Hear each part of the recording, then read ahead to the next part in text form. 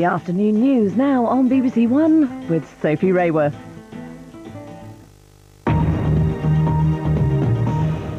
Good afternoon. Matthew Scott, the British teenager who escaped from kidnappers in the Colombian jungle, has been reunited with his family. He landed at Heathrow Airport on a flight from Bogota this afternoon. He spent 12 days alone without food in the Colombian jungle.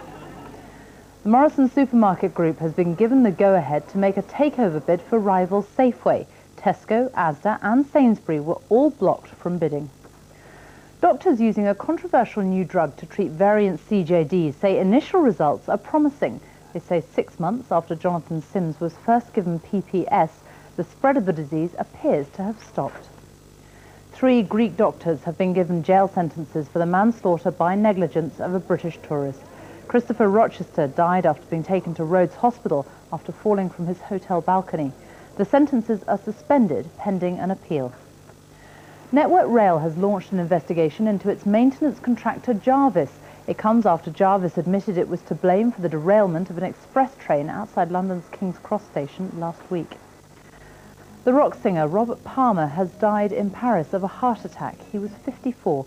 He achieved mainstream recognition in the 1980s with hits including Addicted to Love.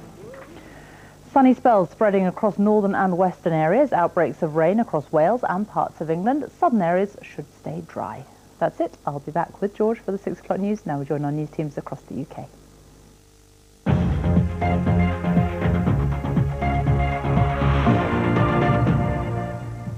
Good afternoon. The family of County Durham man Christopher Rochester plan to start civil proceedings now they've won their criminal case in Greece. As you may have just seen on the national news, 3 Greek doctors were today convicted of his manslaughter by neglect. 2 nurses were acquitted. Christopher from Chester Street was on holiday in Rhodes in June 2000 when he fell from a balcony and later died in hospital. Local MP Kevin Jones helped the family in their campaign, and Jenny Coulshaw spoke to him earlier. Well, the family have had to fundraise locally to support the legal process, and they've had tremendous support from local people in Chesterley Street through fundraising and donations, which has allowed them to bring the court case this week. But without that, I don't think it would have been possible. Also, I understand the moral support they've got from local people has also helped Pam and her family at what has been a very, very trying time for the last 3 years. And is this the end of the road now? Can they come home? They're coming home tomorrow, and I think what happens now is there will be an appeal, which there is automatically under the Greek system, but also it allows the family to instigate civil proceedings, which they also will be doing in the next few weeks. 2 men have died in an accident on the A19 in North Yorkshire. It happened close to the A684 turn-off to Northallerton when a car collided with a tractor and a trailer. Police say the tractor was crossing the central reservation at the time. A controversial landfill site in Sunderland is opening its gates today for people to see how it operates. Houghton Quarry, which is run by Biffa Waste Services, is applying for an extension to its waste licences. Earlier this week, Sunderland Council asked the Environment Agency to withhold operating permits for the site.